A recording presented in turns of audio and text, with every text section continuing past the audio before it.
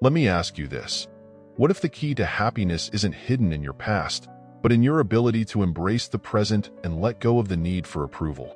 Have you ever felt trapped by your past? Like your childhood, your failures, or the opinions of others are holding you back? Well, what if I told you that none of these things actually define you? That the key to happiness is learning how to let go of those chains and live authentically? Sounds liberating, right? That's the promise of Adlerian psychology, the backbone of this book. Over the next hour, we'll explore its core ideas, the lessons it offers, and how you can use them to transform your life. Ready to get started? Welcome to Books and Minds, the place where we break down life-changing ideas and explore how to apply them to your everyday life. Today, we're diving deep into The Courage to be Disliked, a groundbreaking book by Ichiro Kishimi and Fumitake Koga. Segment 1. What is Adlerian psychology? First, let's talk about the foundation of this book, Adlerian psychology. You've probably heard of Sigmund Freud and Carl Jung, but Alfred Adler might not be as familiar.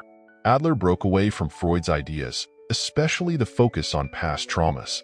Instead, he believed that our lives are shaped by the goals we set, not the ghosts of our past. Here's the big idea. You're not a victim of your circumstances. Your past doesn't dictate your future. Think about that for a second.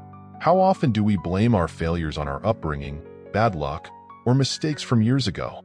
Adler says that's just a story we tell ourselves. Instead of looking backward, Adlerian psychology asks, what are you trying to achieve? What's your goal right now? For example, someone who constantly feels anxious might not actually be born anxious. According to Adler, they could be using anxiety as an excuse to avoid confronting something difficult, like a fear of failure. It's a radical perspective, but it's also incredibly empowering. Here's a story to illustrate this. Imagine two siblings growing up in the same household, both facing the same struggles, an emotionally distant parent and financial hardships. One sibling uses those experiences as motivation, saying, "I'll create a better life for myself." The other sibling might say, "I can't succeed because of what I went through." Same circumstances, different goals, different outcomes. Adler would argue that it's the interpretation and chosen direction that make the difference. Think about your own life for a moment. What stories are you telling yourself about why you can't succeed?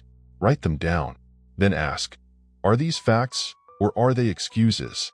How might your perspective change if you focused on your goals instead? Segment 2. The myth of trauma. Now let's tackle one of the most controversial ideas in The Courage to be Disliked. The idea that trauma doesn't determine your life. I know, this sounds counterintuitive. After all, we're constantly told that our past shapes who we are. But Adlerian psychology flips this on its head. It's not the events themselves that matter. It's the meaning we assign to them. For example, let's say you had a strict teacher who humiliated you in front of the class when you were a kid. Adler would say that while the event happened, it's your choice whether to carry that humiliation into adulthood or leave it behind. You could decide, that moment taught me resilience, or that moment ruined my confidence. The choice is yours. Here's a quick exercise for you.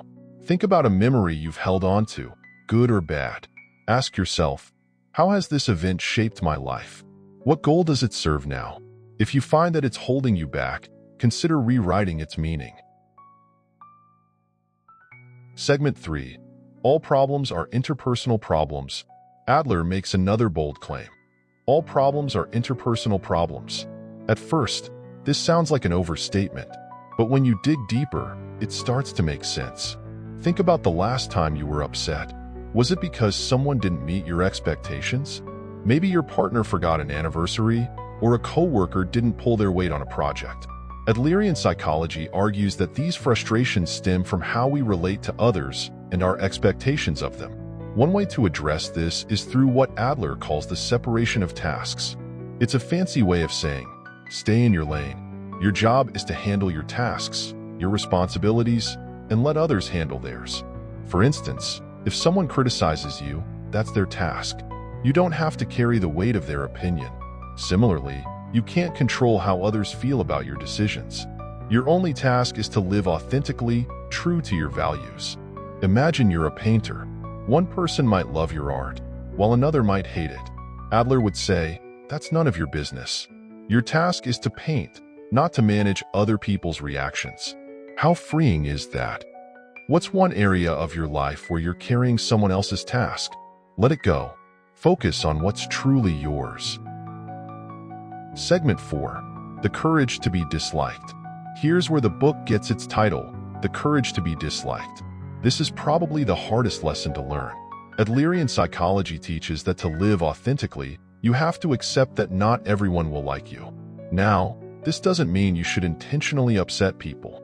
It means living in alignment with your values, even if it risks disapproval. Think about it.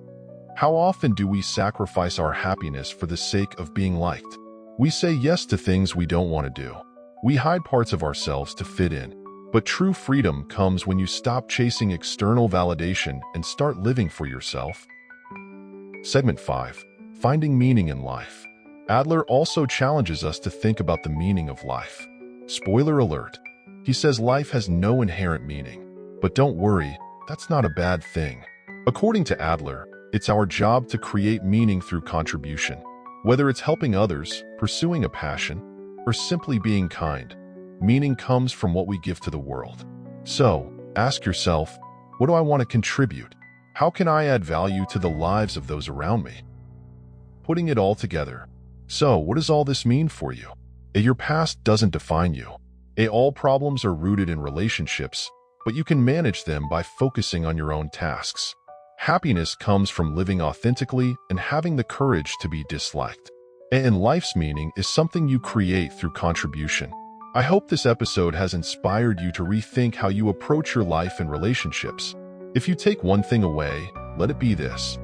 Freedom begins the moment you stop living for others and start living for yourself. Thank you for joining me on Books and Minds.